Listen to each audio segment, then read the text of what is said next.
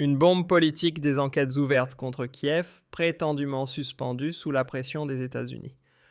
On se demande vraiment dans quelle réalité nous vivons. Le président des États-Unis, Donald Trump, se bat pour la paix en Europe. Et que se passe-t-il ? Son propre FBI sabote ses efforts, prend le parti d'un gouvernement étranger corrompu et protège précisément cette clique en Ukraine qui baigne depuis des années dans un marécage de pose de vin, de népotisme et d'enrichissement personnel. Bienvenue dans le nouvel ordre mondial où les profiteurs de guerre sont protégés et les artisans de paix sabotés. Ce n'est plus une rumeur, plus un blog anonyme ou une chaîne conspirationniste sur Telegram. Ce sont des faits concrets.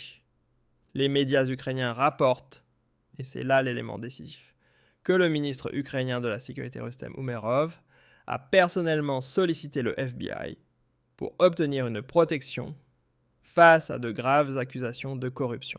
Oui, vous avez bien entendu. Un ministre officiellement visé par une enquête pour corruption s'envole vers les États-Unis, y rencontre le directeur du FBI Kash Patel, ainsi que son adjoint Dan Bongino et leur demande de faire obstruction ou au moins de freiner les investigations en Ukraine. Et que fait le FBI ? Rien. Pas de démenti, pas de mise au point, pas la moindre déclaration claire. Et cela alors même que Trump, en tant que président et commandant en chef, a clairement déclaré que le gouvernement de Zelensky n'est plus acceptable. Cette ligne politique empêche toute avancée vers la paix, mais le FBI agit manifestement de son propre chef. Jusqu'où faudra-t-il encore tomber ? Et ce n'est pas tout, la CIA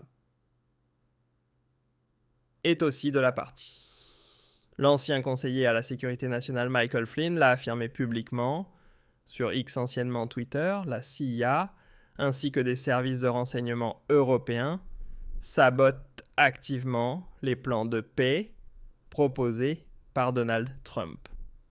Ils mettent tout en œuvre pour entraîner Washington dans un conflit direct avec la Russie. Pourquoi ? Parce qu'ils savent que la guerre rapporte. Parce qu'ils savent que la paix signifie la perte de pouvoir pour l'appareil sécuritaire profondément enraciné, ce fameux Deep State, à la fois aux États-Unis et en Europe. Flynn qualifie même l'Union européenne de l'OTAN sans les États-Unis.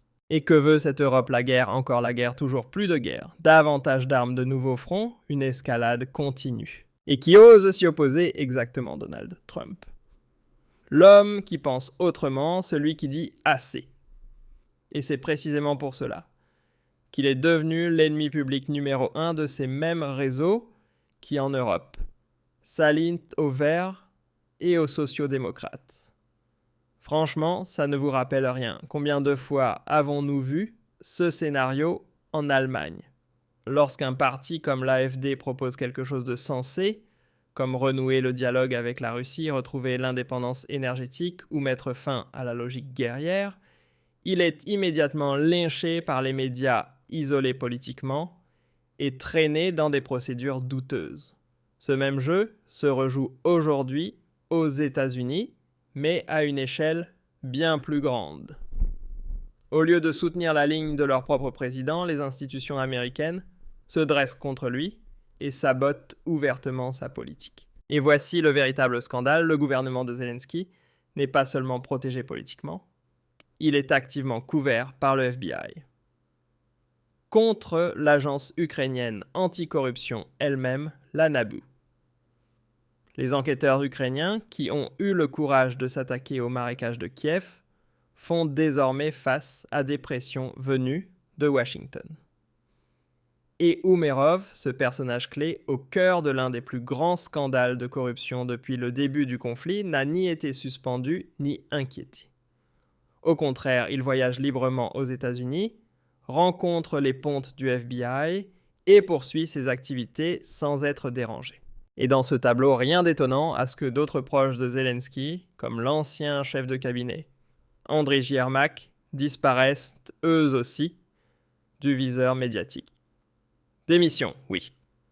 Poursuites judiciaires, aucune.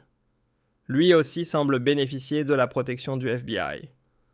On parle pourtant de figures soupçonnées d'avoir détourné des millions d'aides occidentales, et tout cela reste sans suite. Et c'est là que la véritable bombe éclate. Si ce gouvernement n'était pas protégé, il aurait disparu depuis longtemps, mais l'Occident, les États-Unis en tête, le couvre, le protège, le maintient à flot. Pourquoi ? Parce que la paix n'est pas souhaitée. Parce qu'un Est européen, stable et souverain, contredirait les intérêts de domination américaine. Et parce que Donald Trump est le plus grand obstacle à cette stratégie globale, on le combat par tous les moyens. Selon certains proches, Trump serait furieux. Il a donné un ultimatum à Zelensky jusqu'à Noël, soit exactement 3 jours. S'il n'y a pas de changement de cap d'ici là, il compte intervenir. Et cette fois, cela pourrait être sérieux. Les premières démissions au sein du FBI indiquent que l'équipe de Trump a déjà lancé le processus. La question n'est plus de savoir si cela va exploser, mais quand et à quel point. Petit aparté personnel, pour que de tels sujets restent visibles, abonnez-vous, activez la cloche et partagez vos avis en commentaire. Maintenant que tout l'édifice vacille, l'ampleur de la fraude politique apparaît au grand jour. Ce n'est pas un hasard si toutes ces révélations sortent précisément maintenant, à quelques jours de Noël. Ce n'est pas une fuite accidentelle, c'est un calcul politique. Trump mise volontairement sur l'opinion publique, sur la confrontation maximale. Il veut mettre en pièces les mensonges qui ont pendant des années façonné l'image d'une Ukraine héroïque et d'un Zelensky courageux, un président réellement au service du peuple, affronte ici une mafia des services secrets qui préfère semer la guerre plutôt que d'accepter enfin la paix. Tout ce qu'on nous a raconté sur l'Ukraine n'est qu'un tissu de mensonges. Des milliards d'euros d'argent public venus de l'UE et des États-Unis ont été injectés dans un système gangrené dès le départ par la corruption, le copinage et le pouvoir des oligarques.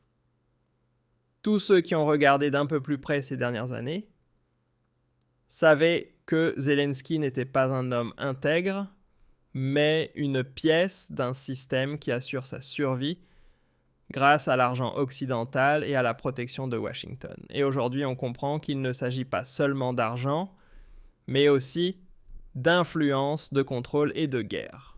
Le FBI ne se comporte plus comme une entité neutre.